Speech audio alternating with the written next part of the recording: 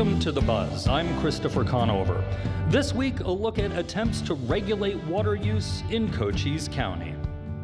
It's been roughly 8 months since Cochise County voters opted to create a new layer of water regulations for part of the county. The November vote created an active management area in the Douglas Basin, while a similar measure in the Wilcox Basin did not pass. This week's show is being recorded live from the campus of Cochise College in Douglas, Arizona. Joining us on our first panel are Ash Dalkey, who headed the Political Action Committee that put the two AMAs on the ballot, the Arizona Water Defenders, AZ Water Defenders. Also joining us, Mark Appel, the Environmental Projects Coordinator for Cochise County, and Sonia Gasho, a rancher at El Lazy E Ranch. Three of you, thank you so much for joining us. And to our live audience here at Cochise College, thanks for spending some time with us on a Monday evening. We really, really appreciate it. So Ash, let's start at the top of this and we will drill down over time as we get into it. But what were the Arizona Water Defenders hoping to solve by getting the AMA questions, the Douglas one that passed, the Wilcox one that did not pass, on the ballot last year?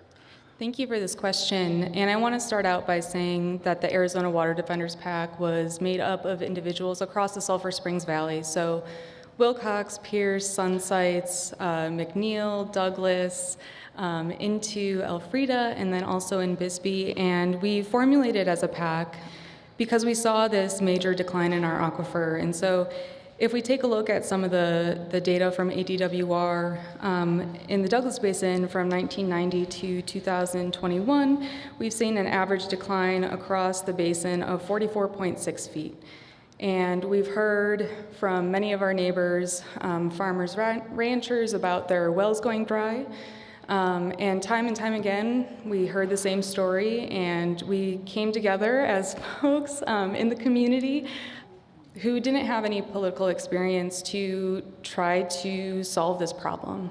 We formulated because we saw this spinning wheel of legislators not acting. And so we came together and worked together on weekends, holidays, after our day jobs to try to solve this groundwater decline.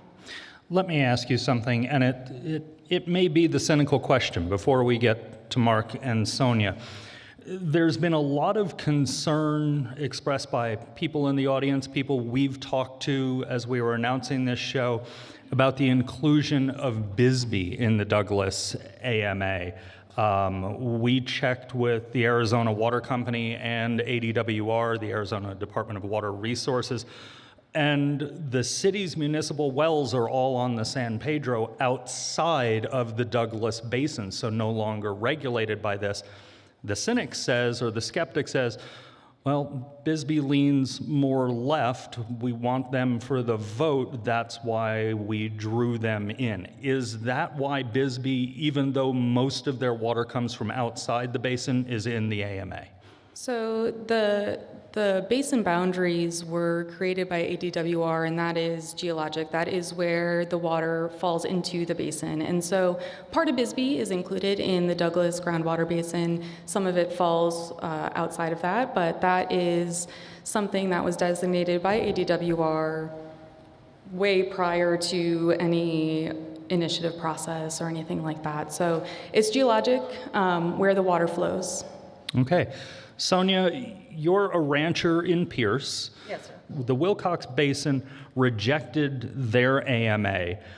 Do you see that rejection as a rejection of water regulations or just a rejection of the AMA plan? We also formed a PAC, Rural Water Assurance, that is now working on becoming a nonprofit to be a umbrella to coordinate between all of the different parts and pieces and agencies that are working on water conservation, which was happening before this election, just not a lot of speaking to each other. So that's what we're working on, and we did oppose both of the AMA designations because we believe the AMA is the wrong tool. Some regulation may be necessary in the future, but we believe that should be under local control and local groups who bring that to the legislature rather than the other way around. I would also respectfully disagree with Ms. Dahlke. The boundary is not a true watershed boundary. Bisbee Junction and parts of that are included because they went off a township and range rather than the actual true watershed. Okay, Mark, let me come to you as we move down the table in this beginning of the conversation. You told Arizona Capital Times back in September that 92% of the county's water goes toward agriculture. How do we know that? Those were figures that were collected by the University of Arizona's Water Research Center. I couldn't speak to exactly where they acquired the data, but there's a pretty good record, public record on the amount of agricultural pumping in Cochise County.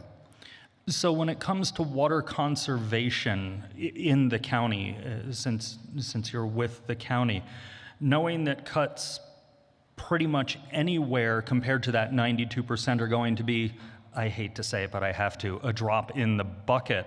How do you, I know it was bad, how do you deal with that balance? Right, and that figure is quite a bit higher than the state average, which is around 70-some%. And that's because we do have a high concentration on this side of the county, in the eastern side of agricultural production and ranching. And but it differs. The county is somewhat bifurcated between the east side, where we have a high agricultural production, and the west side of the county, where we have other users. Residential use is of a concern in the San Pedro Valley, and also the protection of Fort Huachuca as an economic driver, as the #1 economic driver in the county. So it is we have to have a careful balance between, what economic drivers and people's livelihoods on the line here. But the county has very little jurisdiction over regulating water use. Statute does not allow counties to tell people how much water they can use. What we have, some of the tools that we have at our disposal, though, really are land use kinds of decisions that are associated with high water uses.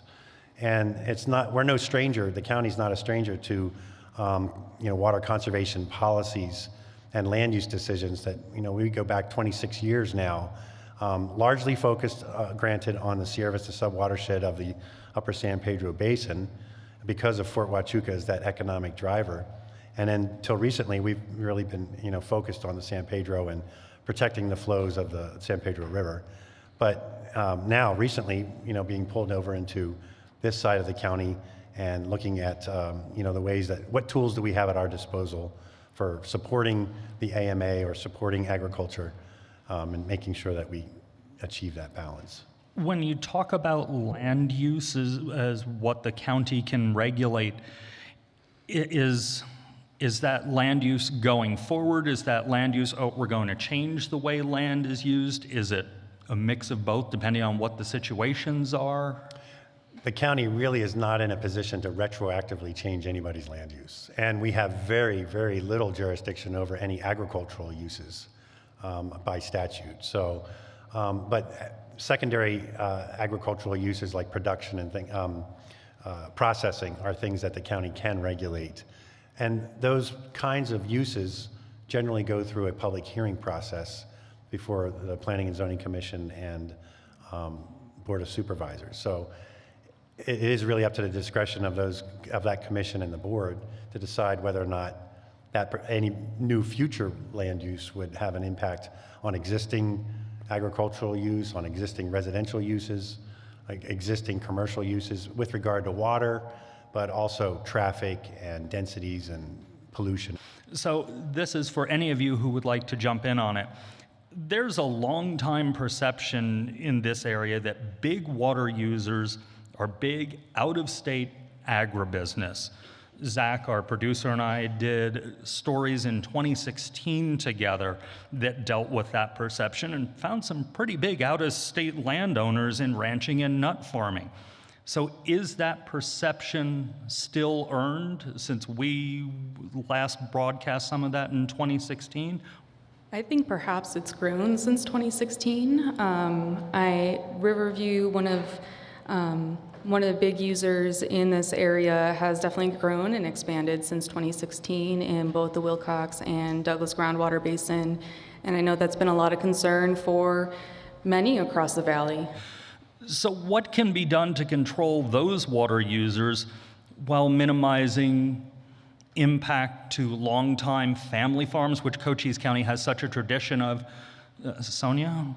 Well, I wanted to address that question as well. Riverview, I'm not an employee of Riverview. I am not affiliated with Riverview.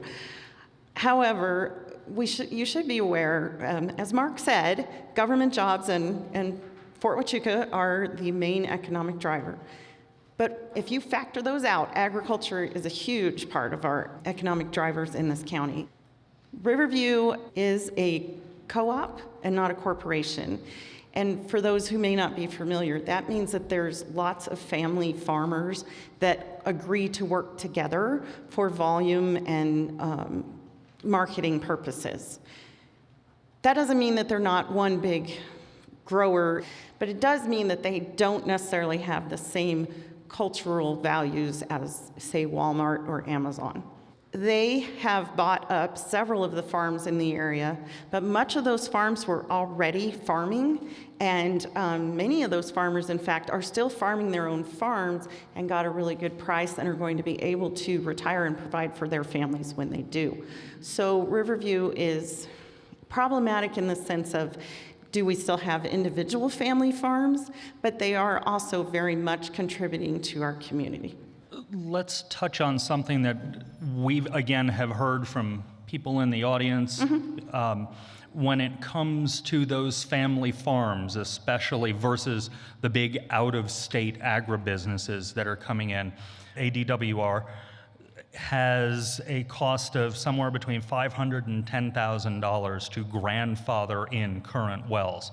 They told us they're going to try and get it to $75, but it hasn't happened yet, and we invited them to come and be on the panel, and they politely declined. How much do those fees for you and your neighbors say, maybe it's time to sell out, maybe it's time to grow houses, maybe it's time to do something else?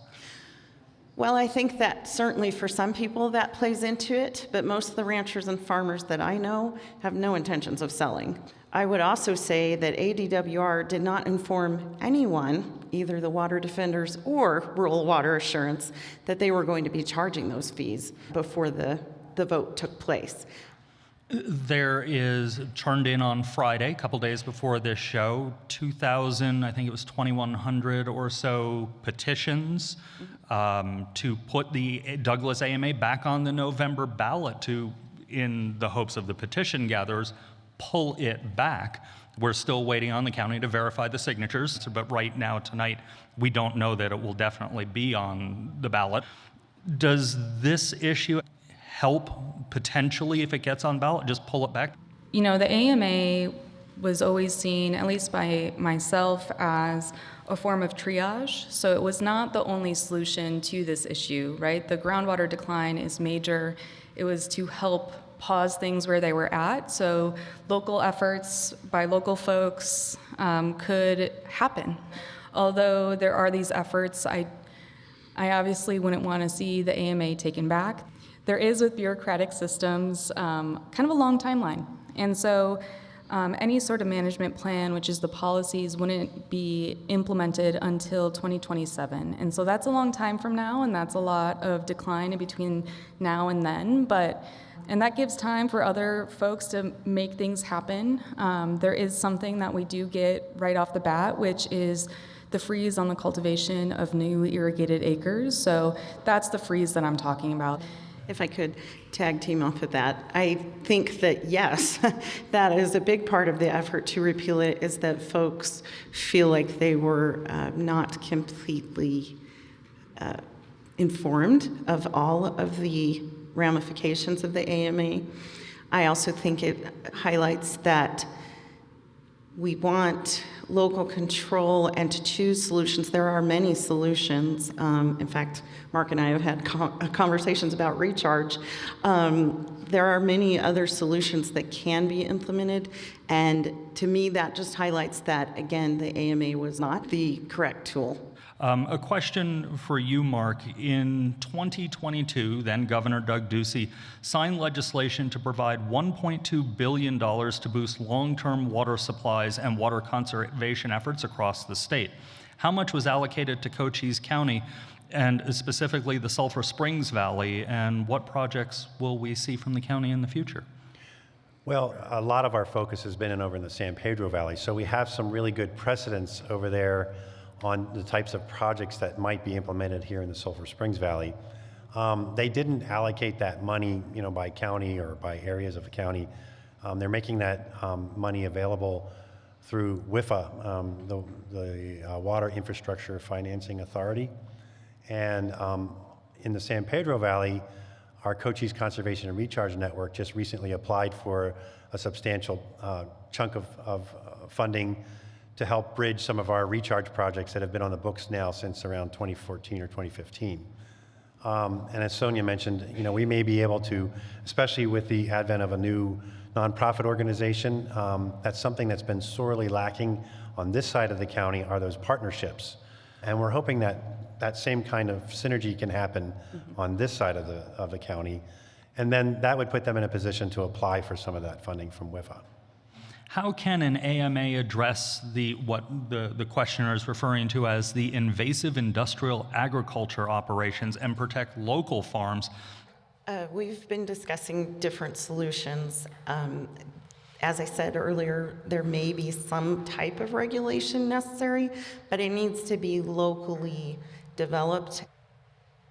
Some of those things would be potentially an irrigation district in the Wilcox Basin. The Douglas Basin has the irrigation non-expansion area if the AMA is repealed. Another thing would be major recharge projects. Mark and the Fort Huachuca already have the Sentinel Landscape project going. The Wilcox Playa is now considered part of that. And then also farmers and ranchers coming together and developing, again, their own versions of that, and with all of our neighbors and friends, reduce water use, conserve where we can, without doing away with the farms. Ash, do you have any thoughts on that?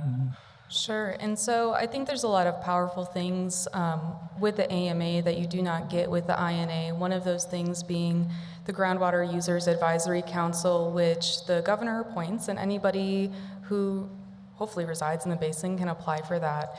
Any policies that come to fruition, the Groundwater Users Advisory Council helps navigate that conversation and any of the policy that would move forward, and that could include some of those larger water users in the basin. Sonia, you mentioned, and I'm going to follow up on something both of you just said before we get back to audience questions, local control. Ash, you said that the governor appoints the council, but they don't have to be from this area. So how do the folks here ensure that their voices are heard and it's not somebody from Imperial Maricopa County? Go ahead. Okay, I mean, we don't want that, right? We want local people, and a part of applying to be on, we keep calling it the GUWOC, so excuse me for saying that and not saying it out, but they have letters of recommendation written that the governor and the governor's office takes a look at. From what I've heard is, if somebody with outside of the basin boundaries, it would be very slim chance for them to be on that council, because the point is to have local folks have their neighbors a part of this conversation. So that's the hope. I mean, through some of the things that we've seen through rulemaking, there's always public feedback to the governor's office saying, hey, why is this person who, lives in Maricopa County up on this? So you're correct that it can be anyone who's appointed by the governor. Yes, you have a application process and letters of recommendation, and anyone who's willing to serve on that right now, please go apply. However, there is no set representation, as in you have 5 members, they could all be from Sierra Vista, they could all be from Douglas, they could all be ranchers, none of them be farmers and ranchers. Also, as a former government employee who wrote conservation plans and deals with these things, I do not harbor any illusions that a advisory council has any regulatory authority. Yes, they can come up with a draft management plan, but Pinal County in their existing AMA has already seen, as they're on their 5th management plan, that ADWR does not have to listen to the GUAC, and they do not have to take those into consideration. And as we know, water is such a hot political issue that it's likely to be hijacked by other concerns. This plays perfectly into one of the audience questions. What's the recourse if the council do something with the AMA that the people who live in the AMA or in the surrounding parts of Cochise County don't like and don't think is the right answer? Is there any recourse, or there is, too bad? but it's judicial review. And as you can imagine, And that's expensive. it's expensive and long. And anytime you go to court, you never know what the end result is going to be. And if I could, I think that one particular tool or part of the process for adopting the management plan, as they are doing right now with the goal, are these public hearings. So making sure people showing up at these public hearings and getting the press involved with the turnouts and the comments and the feedback is going to be an important component of ADWR hearing whether or not people like the policies that they're coming up with or that the GUAC is coming up with. Mark, does the county have any role in this, or do you all just have to sit back? This is a state issue. The county's growth and development is really guided by its comprehensive plan. And we're coming up on 10 years where the county's going to have to readopt its comprehensive plan. And it's already chock full of water policies, but I think the amending of the new comprehensive plan in the next couple years should somewhat synchronize with what the management planning process looks like for the AMA here. And I think it won't be that big of a lift for the county to do that, because there's a precedent for that on one side of our county, and there's no reason why that synergy couldn't be created over here. One of the things in the AMA is metering of wells. The question here, can you describe how that works, and what kind of authority does the state or whoever the enforcing authority is have to make sure that compliance is maintained? We do not really know at this point. We know that folks pumping over 35 gallons per minute or are irrigating more than 2 acres of produce for human consumption or animal consumption will have to meter their wells. In terms of enforcement, I mean, that's something, there's a kind of love-hate relationship with ADWR. There's lots of questions that we asked along the way that weren't always answered. And so I don't have the specifics of how ADWR would kind of function in that way. I don't know if anybody else has any answers to that. If so, I'd love to hear them too. But no, we've heard a lot about determining a farm yield and your water duties and how meters would be installed. I know that you have to report, and the question was, do you report like you do now with the INA with just a copy of your utility bill, or will they actually be satellite linked? We don't know. And as far as compliance, that's going to depend on how often it's enforced. From what I do know, I believe the process will be very similar to the INA, so reporting. So folks who are already participating in that, if they're within the boundaries of the INA, then they will go through a similar process that they're already doing. This is actually a question, as we wrap this panel up, that our producer, Zach, and I were talking about as we were coming down. And a former Cochise County supervisor told him years ago when he was working on a water story down here that it really doesn't matter how much water the people of the Douglas Basin conserve, because in Agua Prieta, if they're still using toilets that use 4 or 5 gallons per flush, the basin does not recognize the international border. It goes right on into Mexico, and that then affects the Douglas AMA. So are there any efforts, or the Douglas Basin, whether the AMA survives a vote or not, are there any efforts to work with basin users south of the border, since they're all tied? And so Ash. one point there is our groundwater basin actually flows into Agua Prieta. And so anything that we do here will definitely benefit, but the way that the water flows is southward. And so them flushing their toilets, it's not affecting the water here because it's flowing south. It's flowing south, so Correct. Douglas, Bisbee, and the rest of the Douglas Basin get the water first, if you will, on recharge. Correct. And that would, USGS estimates that right now the inflow to the Douglas Groundwater Basin is 22,000 acre feet per year, but the outflow is 45,000 acre feet per year. And so that's a major difference, and any sort of collaboration with Mexico should definitely happen. As we've seen too, historically with the smelter in Douglas and some of that was folks both in Douglas and in Agua Prieta, political leaders kind of working together to make that happen. And so I would see there needs to be some organization there too, as we move forward. Okay, for time reasons, we have to wrap this up, this first panel. So Mark Appel, Ash Dalkey, and Sonia Gasho, thank you for spending some time with us. Thank you to the audience for your first round of questions.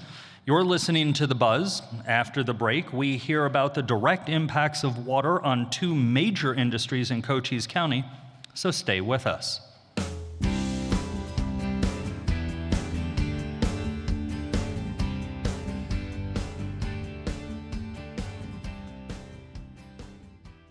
Welcome back to The Buzz. I'm Christopher Conover.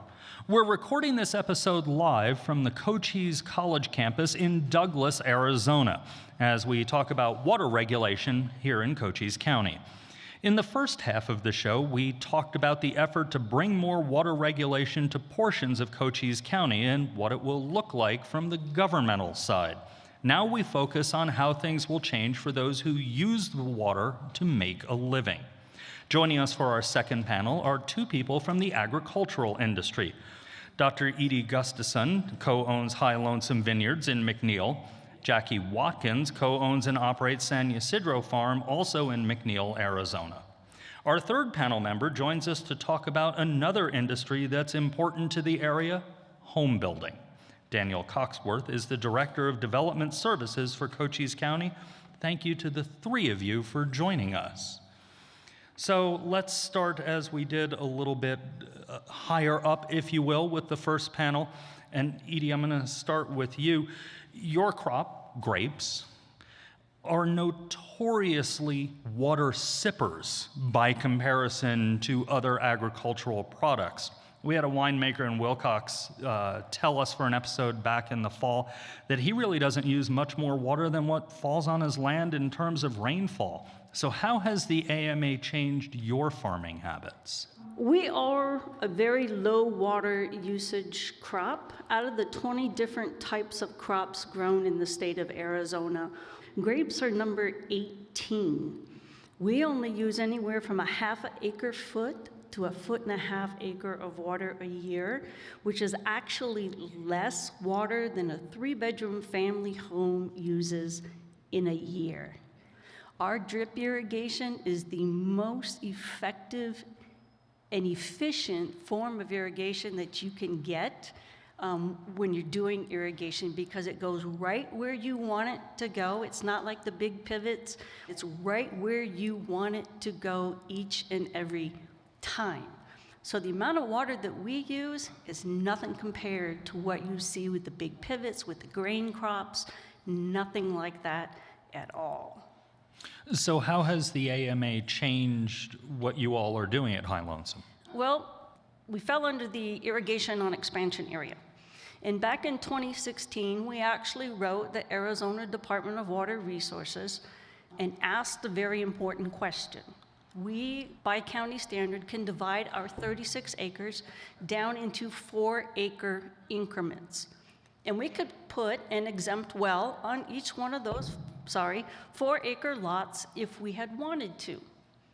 And we can irrigate 1.99 acres with each one of those exempt wells.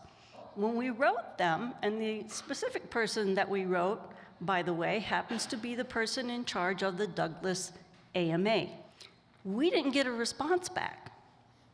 So we subdivided and put in our second well on a different lot, as the statute required us to do. We started to develop that next lot. Hundreds of thousands of dollars later, 6 years go by, the AMA comes up. The water department says, we want to come inspect. We think we're doing the right thing. We allow them on our property to inspect.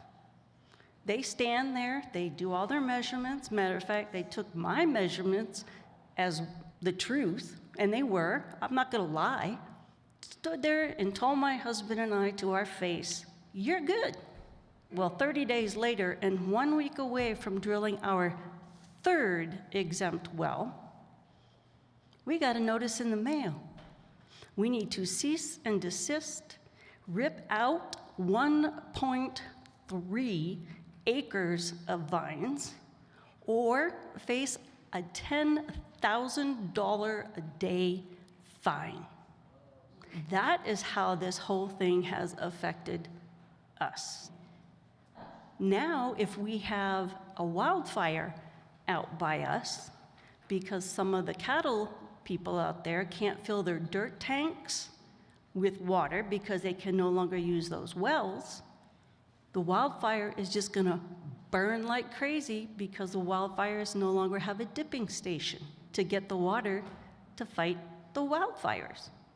So that is how this has affected my vineyard alone, not to mention how it's going to affect the entire wine industry across the entire state. 80% of the wine grapes in Arizona are grown right here in Cochise County. Jackie, let me jump to you. You all on San Ysidro Farms, you have alfalfa, which is a thirsty crop, but you also have livestock and a number of other things. How has the AMA changed what you all are doing? So far, it hasn't changed anything. We have pecan trees, we grow hay for the dairy industry and the horses industry for livestock, and then we also do beef and lamb.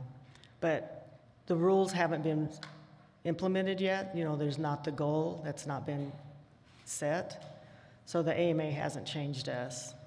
Every farmer I've ever talked to over decades of this career is always looking ahead, what's next, because farming's hard work. Do you have concerns that once the rules come in, you all could be in trouble, or fingers crossed everything's going to work out okay for you? We expect that the water that we'll be able to irrigate, the acre feet per acre, will decrease over time. I mean, the fact is the groundwater level is depleting. I'd like to think that my grandchildren, my great-grandchildren will still be able to farm. In 20 years, we can't still be farming like we are today. We have to use less water. And there was a group of us farmers that got together when the AMA was started in January to send comments in about the anticipated goal at that time.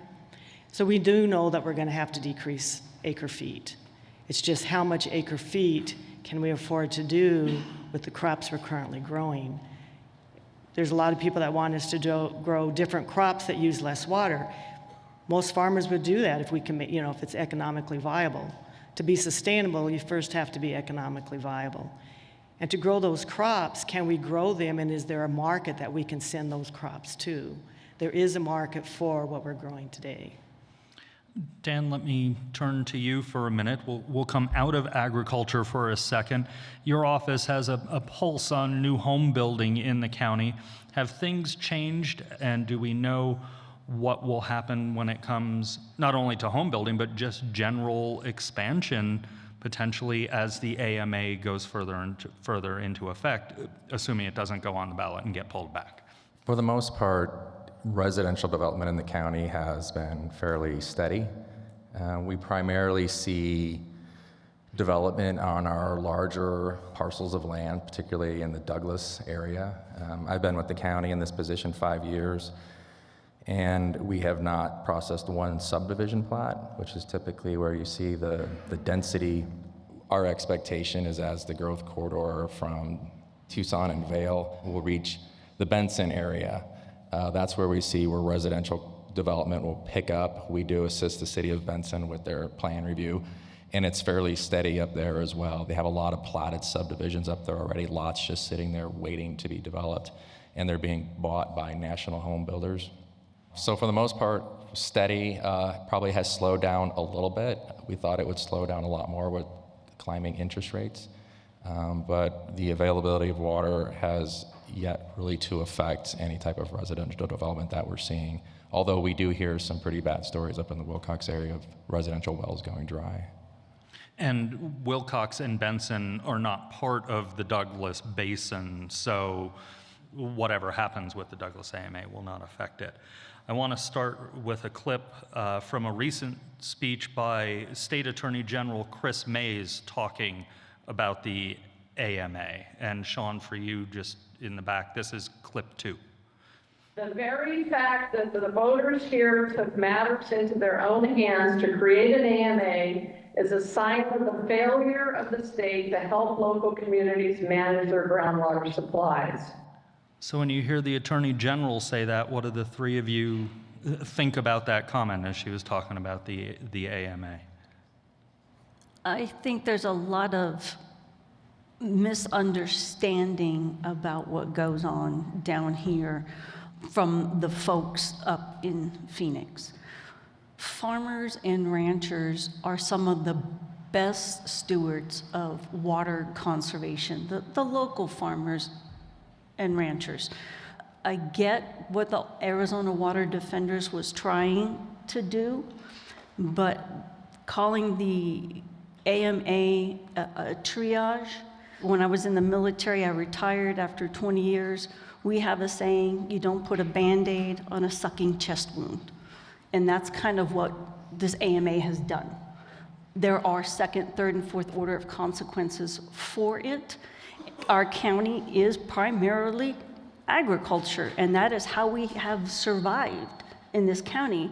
And nowhere in the proposed management goal is agriculture even mentioned.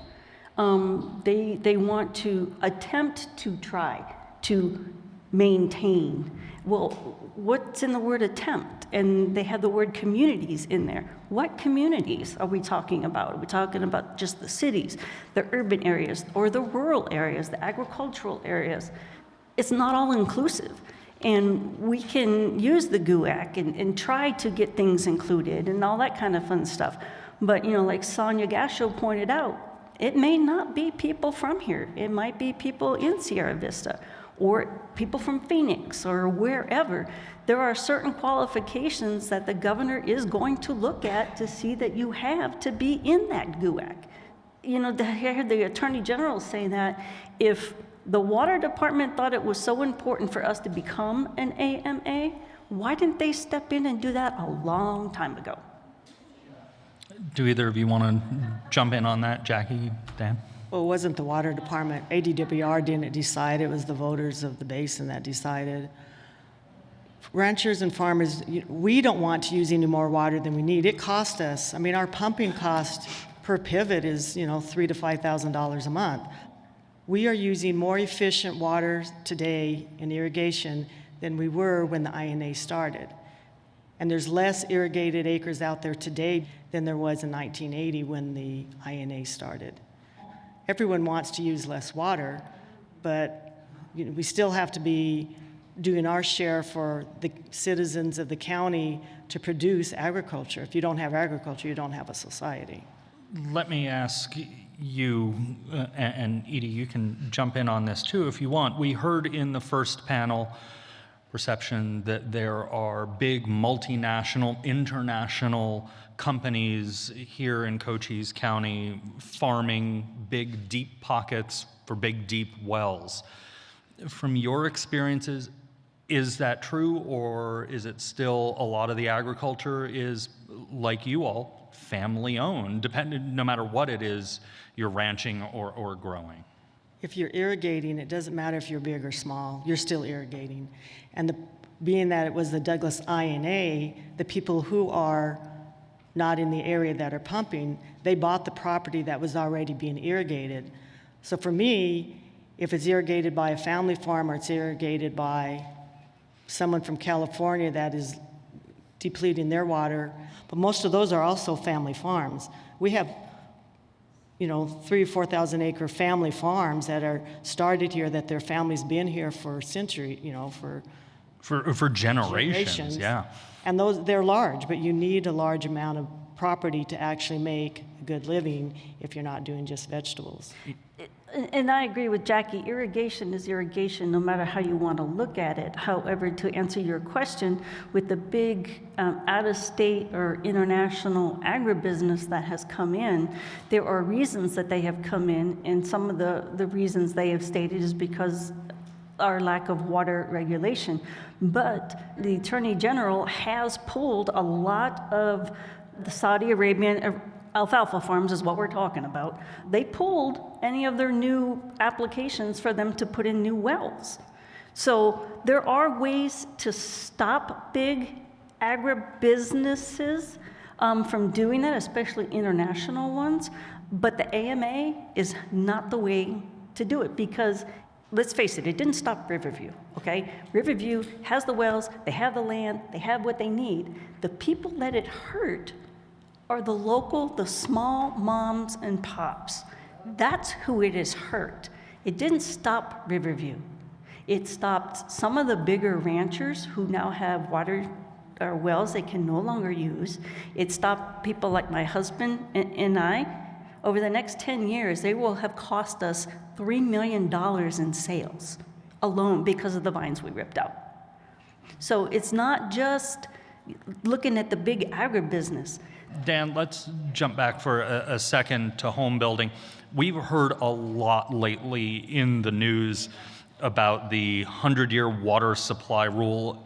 Do county offices have to deal with that here, or does that information come from above, especially up in Benson? Again, out of the AMA, but it's all part of the county. Regardless of where you're located, if you're subdividing property through a subdivision plat, which we haven't seen in a long time, they are required to obtain a certificate of 100-year groundwater supply through ADWR.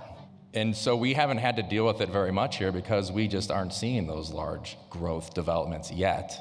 Maybe when those lots are built out, or maybe a new commercial port of entry, if that triggers the market for larger subdivision developments in the county, we may then see the impact of that type of development here and whether our housing supply can keep up with the economic growth that we have here in the county. Jackie or Edie, we talked about in the first panel some of the things that after voters approved the AMA were learned about, a bit of a surprise, if you will, the cost for grandfathering wells. In addition to that, were there things that came out after the vote was done that surprised you all about the AMA at all? I read the statutes in the administrative code, so I knew that there was fees. It's government, there's always fees. So I wasn't surprised. Edie, anything? I think what surprised everybody was, when it came to the fees, was the people who are already in the INA were already had irrigation grandfathered rights. And what they didn't understand was, why do they have to reapply to keep a grandfathered right they already had? They have till March of 2024 to file for their grandfathered rights. Then there's a 6-month protest period. And then there's another period where ADWR takes time to review the protests and then review the paperwork. It put it all the way out to like September of 2025 before they're going to decide who gets their irrigation grandfathered rights and who doesn't. And oh yeah, until they come up with this new fee that they're going to charge everybody. It's supposed to be a flat fee. That can go as high as $10,000. That's what everybody was upset about. That was never told to everybody. Before the AMA was voted in and we had meetings with the Arizona Department of Water Resources, we asked, what will the AMA look like if it's voted in? And we were told, well, we don't know because you have to vote it in. And now that we know what it looks like, a lot of people are like, yeah. And that's Jackie, why yeah. that's why a group of us worked with the legislatures to make it just a flat fee. Because yes, there was an application fee when the INA came in 1980, so we already have the irrigation rights. I feel confident that the legislature is going to pass the flat fee rate instead of the hourly rate. Let me get to your questions, you, the audience, who are here. So we've talked a little bit about tonight, we've mentioned a couple of times wells going dry. We've heard about that in many areas of Cochise County. Is there any documentation that, maybe Dan, you know about it, on how many have gone dry over the last couple of years, 20 years, 30 years, however far back documentation might go? I don't know. It's, it was mentioned the county really does not have much authority or regulations in place to regulate water, except for when it comes to development and the type of development that we see in the county. And if I can caveat on that too, Chris, you got to understand too that some of the wells that are in were put in the 30s, and the 40s, and the 50s. And they went 100, 150 feet. The technology today is totally different than it was back then. So wells have to be maintained. Pumps have to be maintained. If you don't maintain your wells, they get clogged. They're going to get silt and stuff in them. So some of that is the problem. There have been cases of where people have had their wells go dry, so to speak, or going dry, and people down the road have cleaned up and maintained their pumps, and all of a sudden, all the water's back. So, and ADWR has been challenged time and time again and asked in the meetings, where are you getting your data where all these wells, where the water is dropping? And they say, oh, well, here and there and there and there. And people stand up and say, not my well. My well, the water went up 2 feet. The stuff, ADWR does not post on there whose wells have gone dry. They've been asked in the meetings. Let me ask something. Go ahead, Jackie, yes. You can go online and you can click on every well that's in the AMA, and it will show you what the water level is. I mean, our irrigation, we have dropped a foot a year for the last 20 years. So let me ask the two of you, because you've talked about wells and things like that, and for those of us who are not in agriculture or who are not on wells or on municipal water, we don't know much about digging wells. What does it cost, ballpark, to dig a well? Homeowner's well or exempt well is $30,000 to $50,000.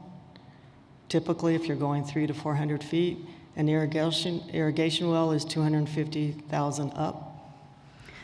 So not a cheap endeavor by any means. Correct, not at all. And with the price of steel having gone up, we've seen it go from $20, $25 a foot for the steel casing to $55, $60 a foot for the steel casing. Our third well that we were going to put in was going to be at 600 feet times $55 a foot is astronomical.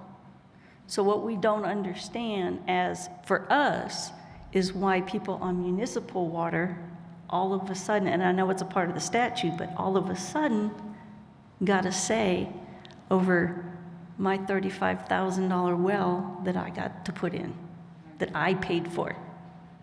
Question from the audience: if local control is a desirable option, why are wells going dry or having to be deepened when people have been in control until this point? Don't they need some guidance, shall we say? The 9 best words I've ever heard come out of a government official's mouth came from Ronald Reagan. And he said, "Beware of, I am from the government and I am here to help you." I somehow knew you were going to say that. Is it true with an AMA you can run pipes from one well to another to provide water to other pastures? And maybe this hasn't been decided yet, since the rules for this AMA are still being worked on, it sounds like. You can link your irrigation wells together. And from what I know, that you'll still be able to water your livestock in different pastures. But not the tanks as are done now, correct? No, you'd have a water tank at the end of the pipe to water the cows. Do we know much about the quantity of goods raised by big farms versus small farms? Most of the farmers, even some people might call them big, they'll have 1,000, 2,000 acres. Those are not big farms, those are medium-sized farms. And those people are usually doing commodity crops, corn, beans, potatoes. There's a lot of potatoes being grown in the valley, but those are not the smaller farm that is selling vegetables to farmers markets, CSA, school programs. But most of the farmers are forage for animals, alfalfa, oats, triticale, or corn, beans, cotton. I just have a few facts for you on that. Economic contributions made through wine grape growing, winemaking, and wine sales, investments in vineyards and wineries, and associated multiplying effects. The total contribution is $159.6 million in sales in the state of Arizona and $78.3 million in gross state product. In addition, wine grapes supported nearly 1,200 jobs in 2019 before COVID, when including multiplier effects of ancillary business supported because of the wine industry, with 80% of those grapes being grown right here in Cochise County.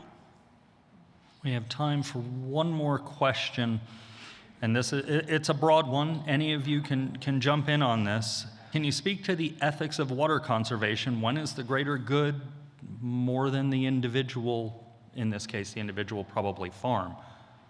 You have to have a balance.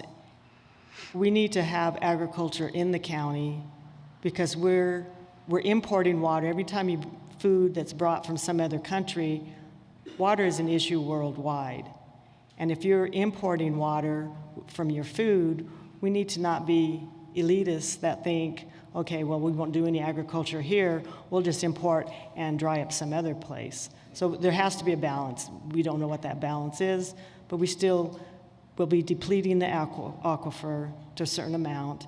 We are in a 20-year drought, and it's the highest drought in the last 1,200 years from tree rings. So we are in a drought. So some of the combining issues is we're in a drought, so we're not getting the recharge. But once the drought is over, then the aquifer should come up. That was Daniel Coxworth, Edie Gustafson, and Jackie Watkins. And that's the buzz for this week.